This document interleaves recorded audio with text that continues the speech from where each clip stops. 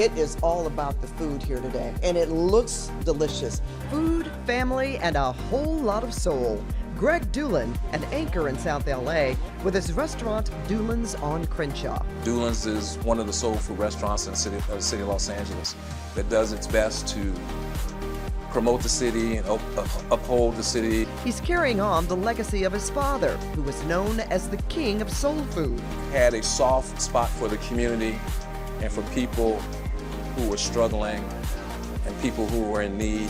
Just like his parents, Greg has made it his mission to be there for his community in the good times and bad. And although he's now facing his own unexpected business struggles, he says he's ready to fight. So this is still alive, though. The dream is still alive. The dream is still alive. I'm not going anywhere.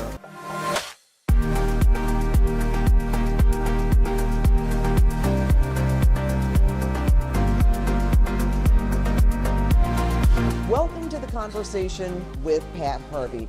In this setting, I'm going to talk to my guests for a number of different topics and issues, but in a more intimate and unfiltered setting. And today, as you can see, I'm out of the KCAL studio, sort of in the South, but still in LA. And I say that because I am with the iconic Greg Dulan, owner of Dulan's Restaurant on Crenshaw. Greg, thank you so much for having us today. Thank you, Pat. I really can't believe you're here. We're so excited to have you. Thank you so much. I am so excited to be here.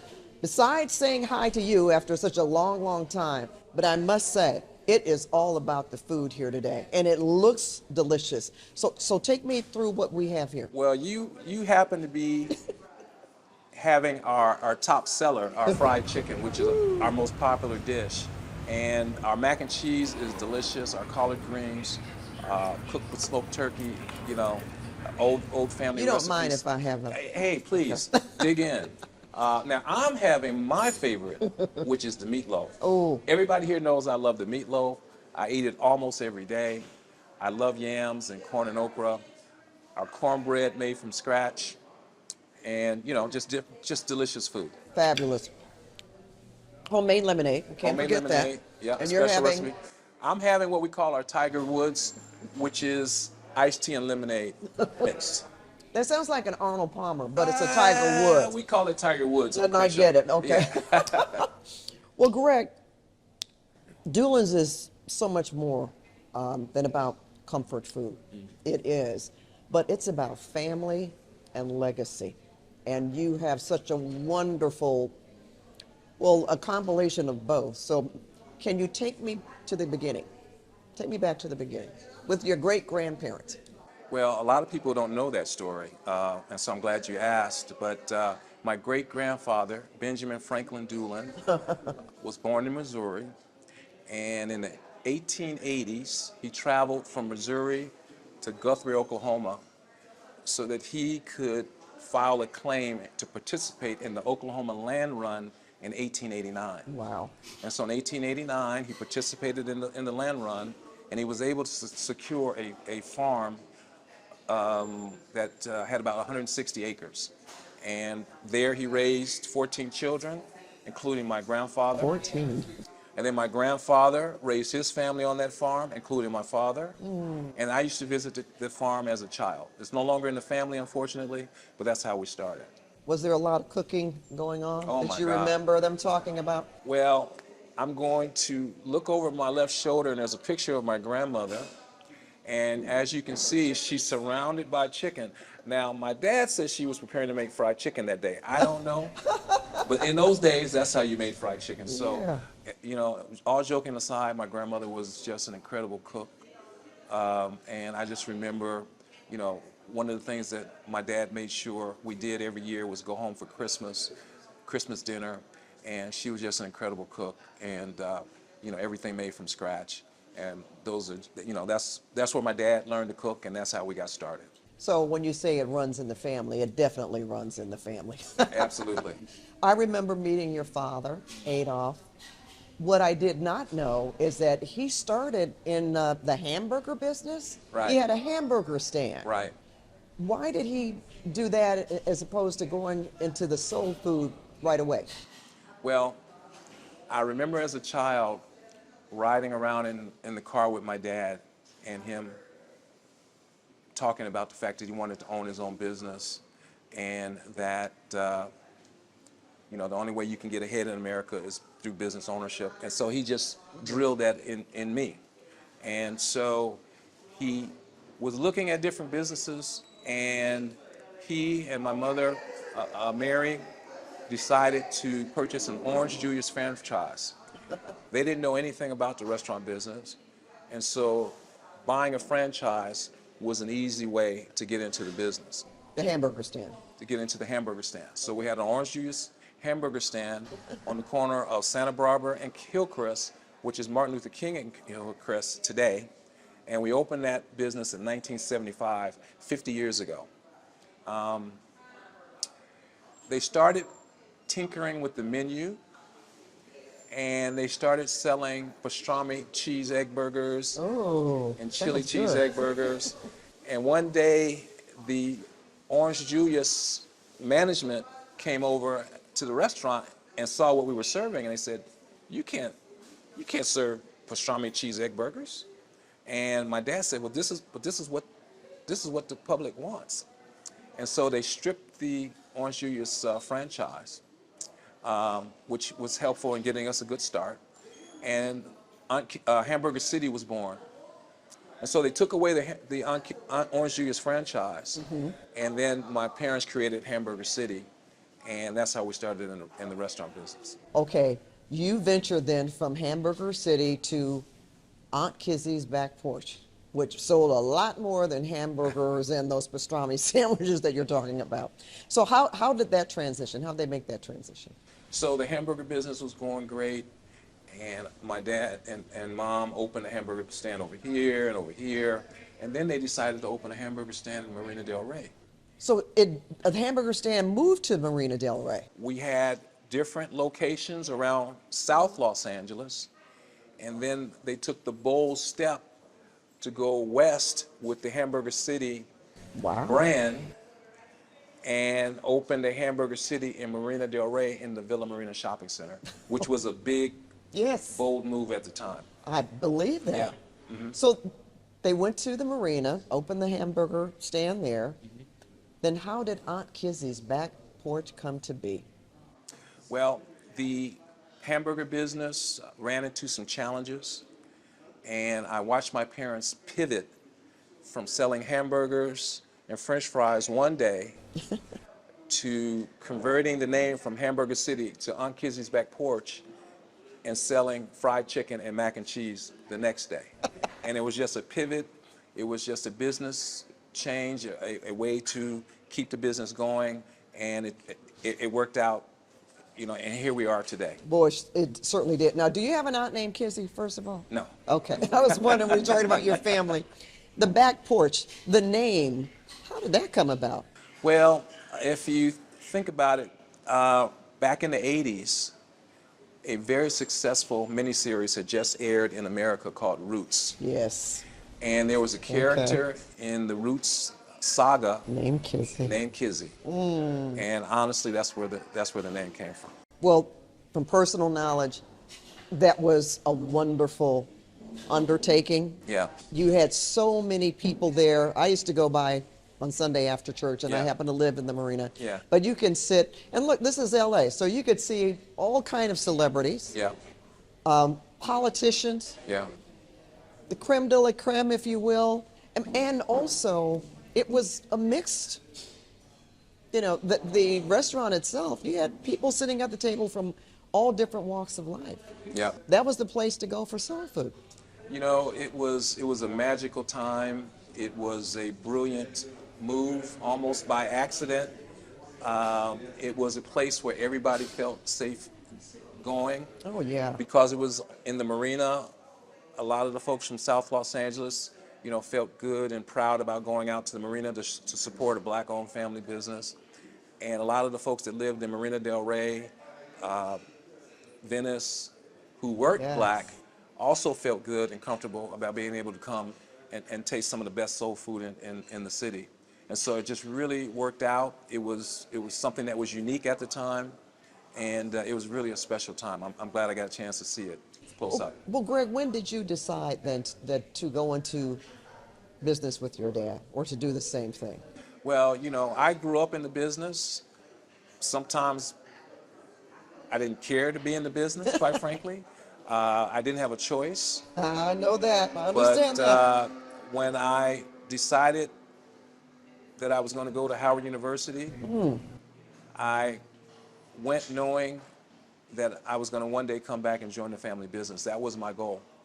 And so, I studied business at Howard, and my goal was always to come home and work in the family business. That was my dream. That was terrific. Yeah. And boy, your father and your family, obviously, wonderful role models. But tell me about some of the other role models that you had in your life. Because I say any given Sunday, you can see, well, for me, I came on Sunday most of the time, but Right. you could see Reverend Jesse Jackson, Yeah. Muhammad Ali.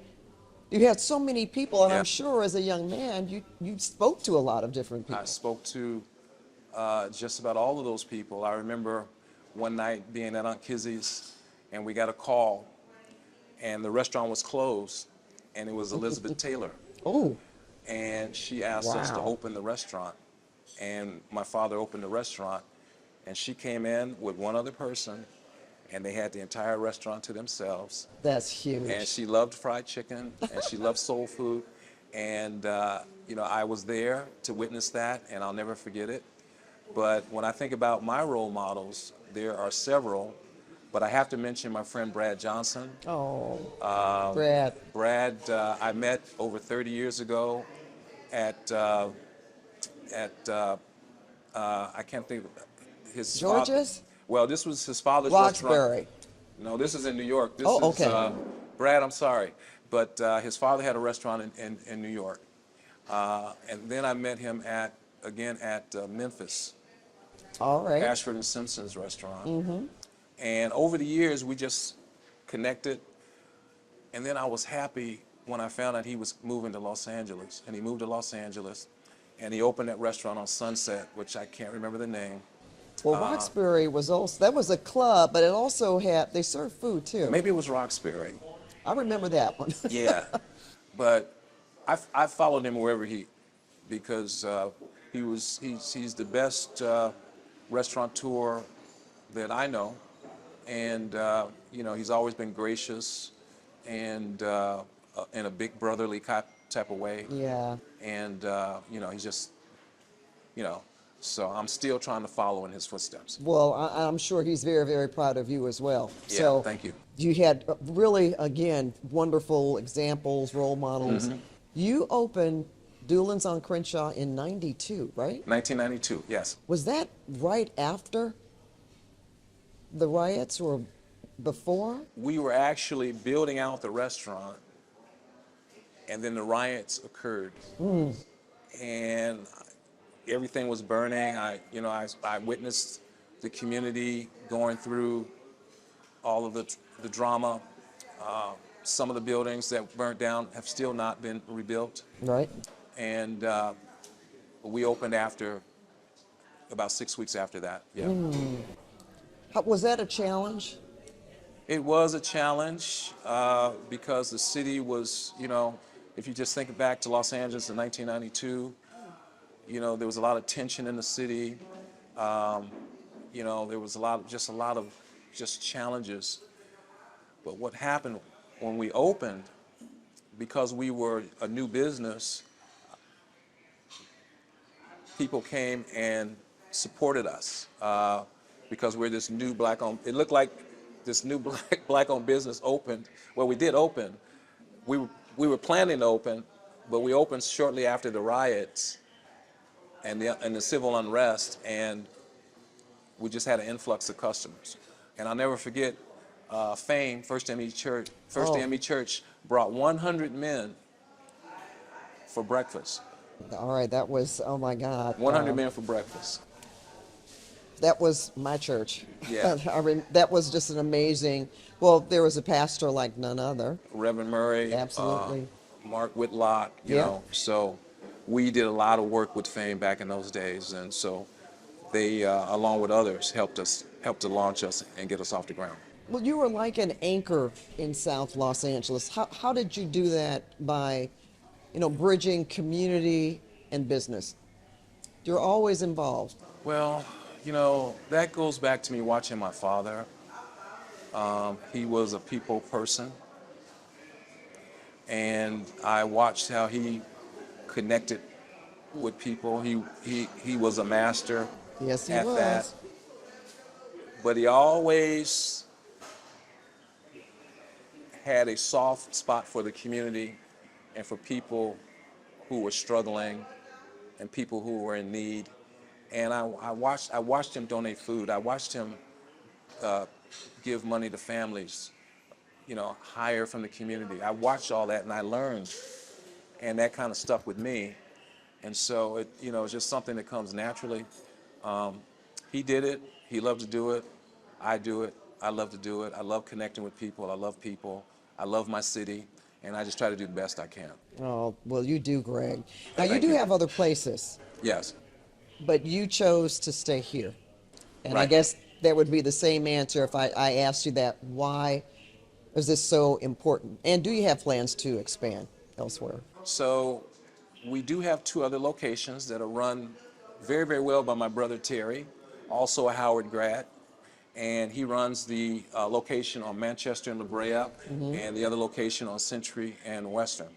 I've chosen to stay at this location because, this is where I grew up. I went to 54th Street Elementary School around the corner. There's a church across the street where we used to have our Crenshaw YMCA meetings right across the street. And, my elementary classmates come in, my high school classmates come in. Oh, wow. I just love, So this is familiar ground. this These is are your familiar. roots. These are my roots. And, you know, and I can see that there's a need, Pat, we're still today, all these years after the Rodney King civil unrest, we're still a food desert. We still don't have but a few sit-down restaurants. And that's one of the reasons why I wanted to invest the money that I did in my renovation. I wanted to build something nice for the community where I grew up. I knew what the community wanted because I've been hearing it for decades. They wanted a nice sit-down restaurant where they can bring their family and out-of-town guests, where they can hold significant occasions and events, where they might be able to have a glass of wine or a nice breakfast. And so I've been knowing all of that, and so that is why I invested and built what I've built here. And I love it. I love what I do. Well, if we could tell that, you would be in it as long as you have. I didn't ask you, though, the reason moving from the marina. There was a business decision Oh, to so close. when I opened Dulan's on Crenshaw, Aunt Kizzy's back porch was still in operation. In fact, I opened this location in 1992. Aunt Kizzy's back porch in the marina closed in 2016 after my mother decided it was time for her to retire. So Aunt Kizzy's operated for a full Oh, that's a 18 long years time. while I was running this location here. Oh, that's terrific. Yeah. I So, didn't know that because I had left and moved elsewhere in 2000. So I didn't even know. well, I'm happy that you're giving me a chance to tell the story because a lot of people don't Yes, know all these connections. And my two absolutely. sisters, Tiffany and Danielle, ran the restaurant with my mother in those years. Okay. Oh, that's wonderful. So they had it in their blood as well. They might disagree with that. I get that too with family. It's like, well, we're going to do it. Not that we really want to do it, but I don't think anybody loves it as much as I do. yeah. You moved here in 1992, Right. but you also decided that you wanted to renovate Yeah. the restaurant. So how did that come about? Well, our city councilman, Marquise Harris Dawson, came up with this brilliant idea called Destination Crenshaw. And Destination Crenshaw is a 1.3 mile outdoor art expression featuring African American art and culture. And Dulan's just happens to be within that 1.3 mile zone. And so that was a big motivator to build a nice restaurant that can support and partner with the Destination Crenshaw project. We've got Sankofa Park going up down the block, and there are 11 pocket parks along the Crenshaw corridor. And we're expecting thousands of tourists to visit South Los Angeles every year.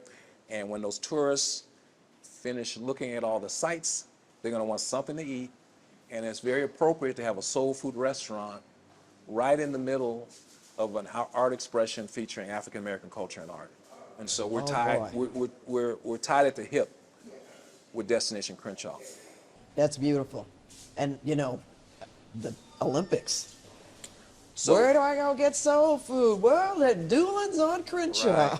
right, we're getting customers from around the world now. Yes. And so, and I always tell every mayor that I meet that every great city needs a great soul food restaurant. True. And you know, it's important. And so Dulan's is one of the soul food restaurants in the city of Los Angeles that does its best to promote the city and uphold the city and just do a good job of being a good ambassador for the city of Los Angeles. So much history, and might I add, the food is delicious. So there it is.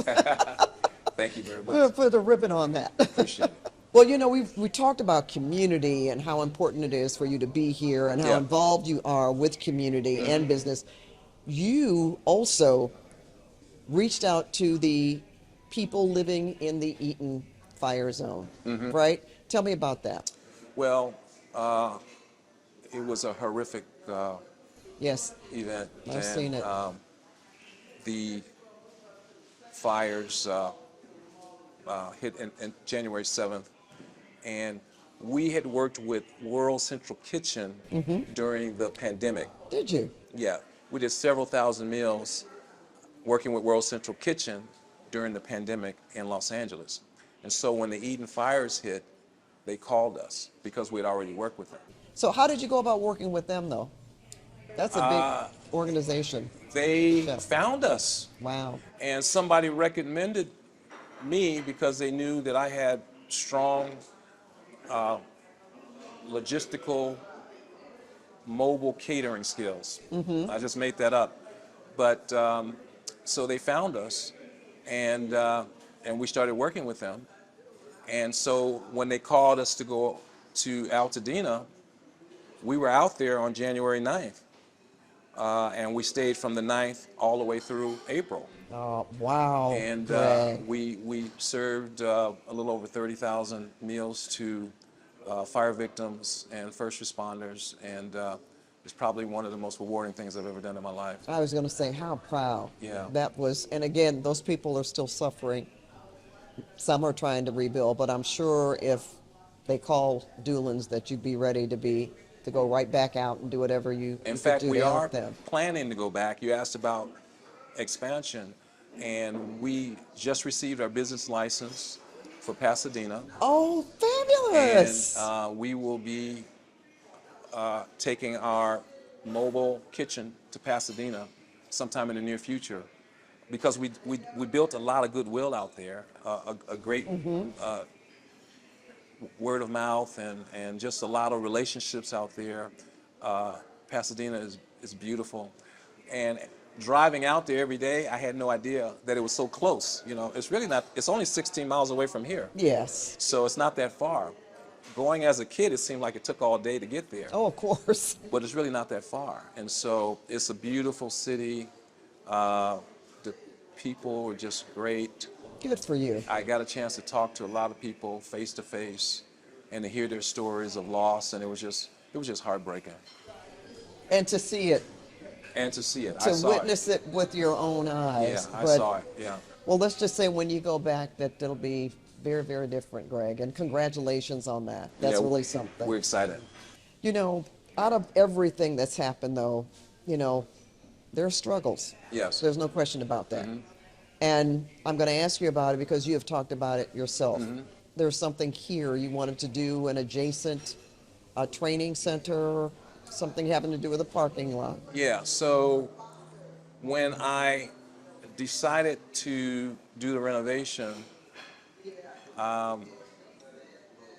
I had no idea how challenging it would be to do a major renovation of my restaurant. And so at the same time, I was dealing with the changes going on in the community, specifically with the train coming down Crenshaw. Right. And as a result of the train coming down Crenshaw, we lost a lot of parking on the corridor, almost 400 parking spaces. And so I knew I had to do something to allow my restaurant to survive, because even with a train, a restaurant still needs parking. And so as luck would have it, two of my high school classmates owned a nursery school 2 doors down. And one day they called me and said, Greg, you want to buy our nursery school? The loss of parking, we can't continue. So, do you want to buy it? And they just happened to have a big playground behind the buildings. There's my parking. Right. The challenge was I'm buying that property at the same time I'm doing this renovation. A year later, the building next door between the two properties, owned by a Masonic lodge, came to me and said, hey, Greg, do you want to buy our building? We have to move. And I said, well, yeah, I'll do it. And so I took the risk to buy two adjacent properties at the same time I'm doing the renovation. And I'm doing all this by myself. Okay. And so, I don't recommend that people do that. But if it works, it's going to be great, because I'll have parking and I'll have a space next door to build a production kitchen slash workforce training center. Wow. And one of the things, again, you talked about my expansion. Our food is now in Vallarta Market, which is a new market. Well, it's not a new market, actually. It's Vallarta. It's a famous family business, great family. And they approached us about a year ago and asked us, to submit a proposal to put food in their new grocery store on Crenshaw and Slauson. Thank God we were selected. And now our food is there. Okay. We have the option to go into more stores, and so we're working on that. And then we've Is it like packaged food, or? It's prepackaged food, Okay. just like this. In fact, this is one of our best sellers, and it's heat and serve. So it's in the grab and go section at the market. Smart.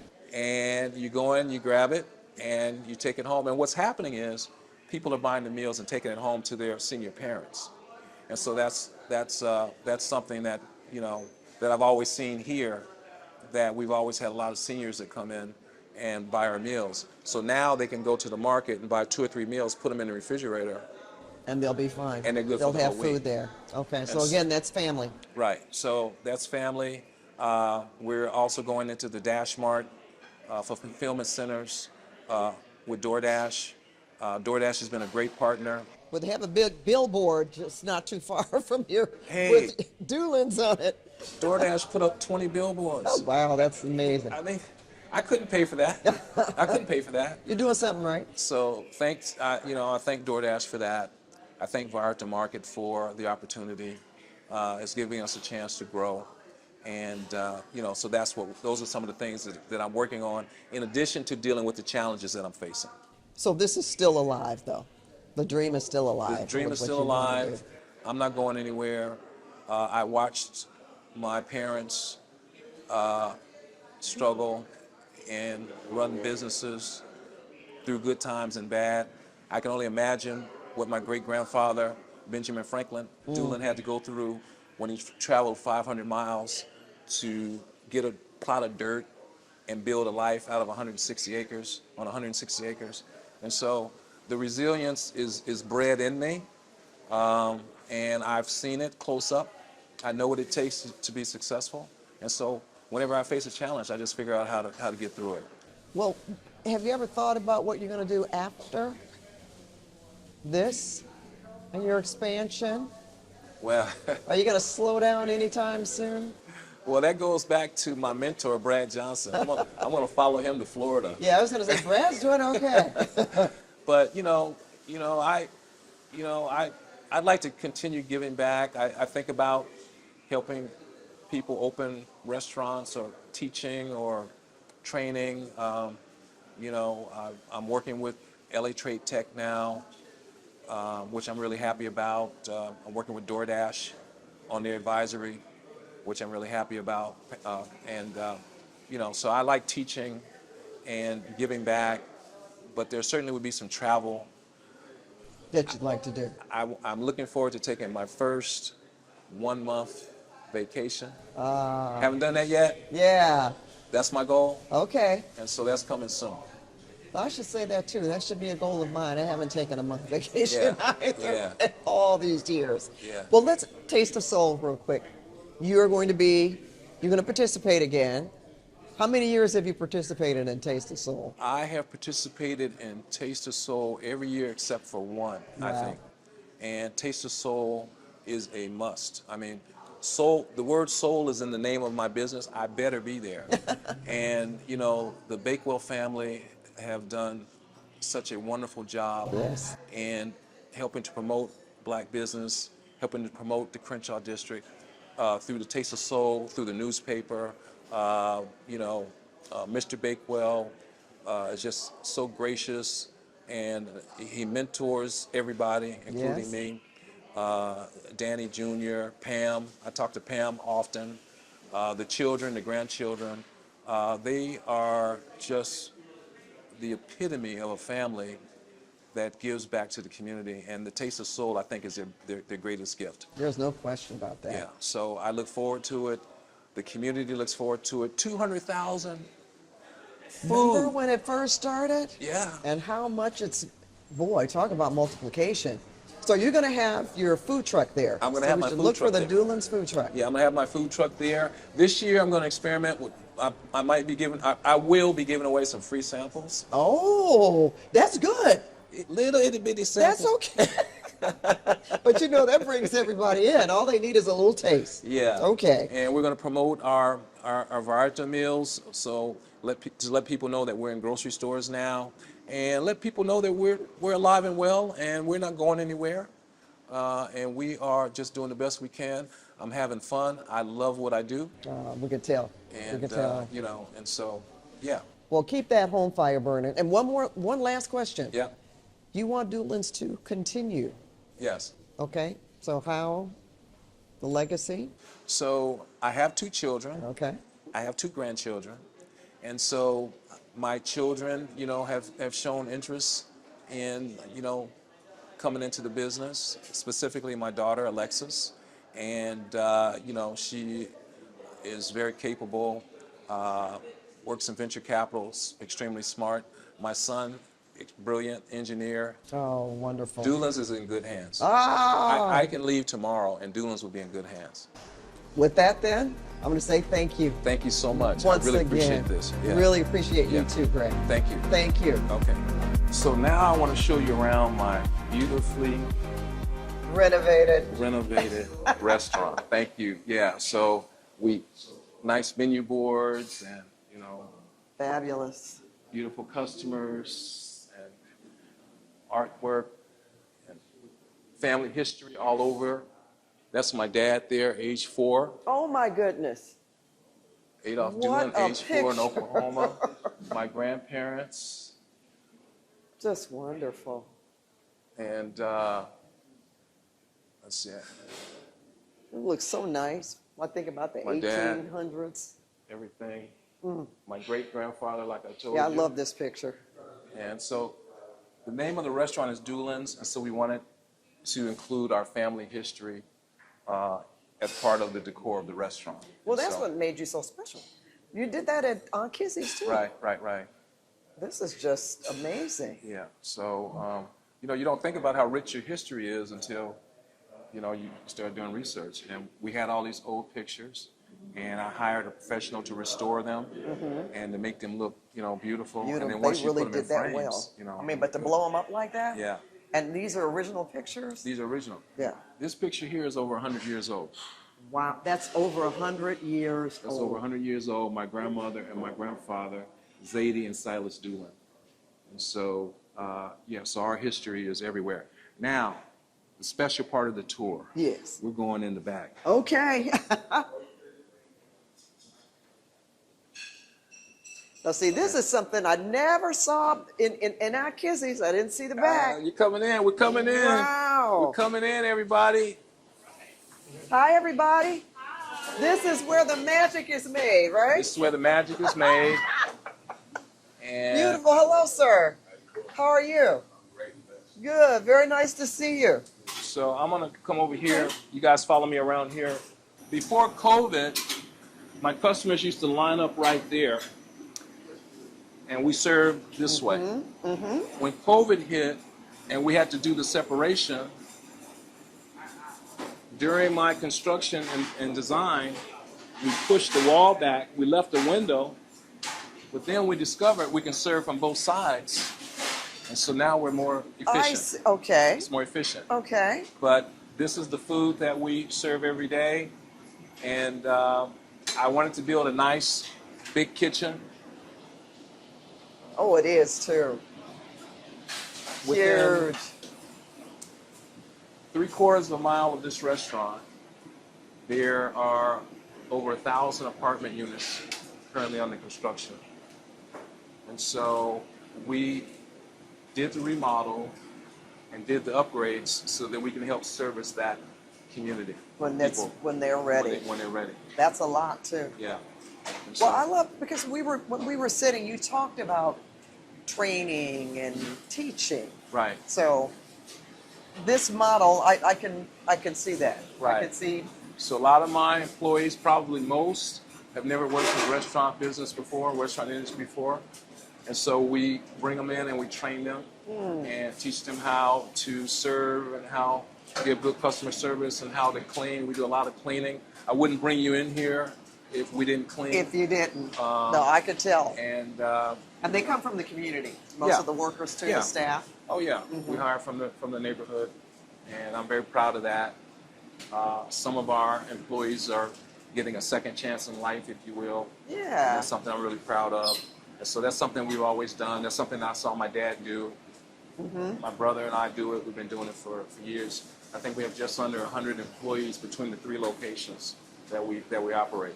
That's a lot. Yeah, That's Yeah. a nice number. yeah. So You're going to have even more yeah. once you expand. This is it. You guys saw the chef. Yes. Hey, chef. Congratulations. Chef, can you make a Love plate? the food. Can you make a beautiful plate so that you can capture it? So we can see you in business. Make sure you put some yams on there, if nothing else. The short ribs. You Short know ribs. what? This also reminds me of Aunt Kizzy's because I know we used to walk and Right. pick out what we wanted. Same thing. So my customers used to stand right there, but this is so much more efficient. Yes. So yeah, they open it up to both sides. Oh. Yeah, chef. Those look tender. Step right here so you can see. They're almost falling off the bone. Oh my goodness. Delicious. Oh, and the ribs are here. Huh? I said the ribs are here. Yeah.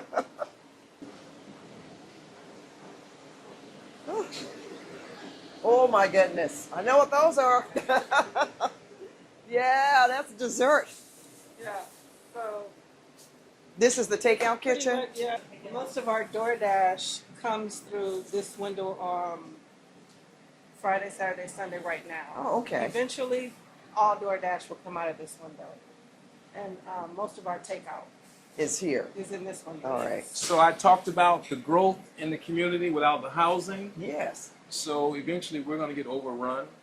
And so when I redesigned the restaurant, I designed a separate kitchen. We call it the DoorDash kitchen because we have a exclusive relationship with them. Yeah, we have a relationship with a great relationship. And so all of our DoorDash orders come out of this kitchen through that window there, and it makes it more efficient because now that kitchen doesn't have to do that and this. Right. Wow. Well, that's innovation. Yeah, I take It's credit. going to make it easier. Okay. I take credit. Okay. So, and again, this kitchen closes at 9. This kitchen can stay open till midnight. Oh. This kitchen opens at 11. This kitchen can open early at 7 for an early morning breakfast. But again, you know, we bring you in. I don't have any fear about bringing people in the kitchen because we keep it clean. Because it's all, yeah, I know you do. Yeah. I know you do. Yeah. I'm so excited to see what you're going to do next. And I hope I'm around when your children have see their vision. There's no telling. My big idea, and we didn't talk about it on camera, is I'm taking my grocery store business and I'm taking it mobile, and then I'm going out to the Inland Empire, 25 miles or greater, to areas where people don't have access to Southern cooking. Yes. And I call that my Dulan's Roadside Kitchen concept. And so we have a special vehicle that has special refrigerated units. We make the meals, put them in the refrigerated units, heat and serve meals. Terrific. I drive them out to where you live. Yeah, yeah. I partner with DoorDash. Okay. You call DoorDash. Driver comes to my truck, brings it to your house. 4 minutes later, you got dinner. You got dinner. Soul food. I was going to say, not just dinner, right? Soul food dinner. Yeah. That's a big difference. Yeah. That's a wonderful idea. Yeah. Seriously. Yeah. So, anyway, let's go this way. Okay, you guys follow me. Sorry about the tables. Sure. We're in a food desert.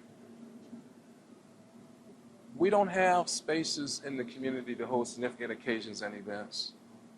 And so when I redesigned the restaurant, I wanted to have a space where people can come and have a graduation or a birthday party. Or quinceañera. Or quinceañera. Or, you know, we even do yogurt back here. Do you? We have a group that comes back. They put their mats on the... I said, you want to put your mats?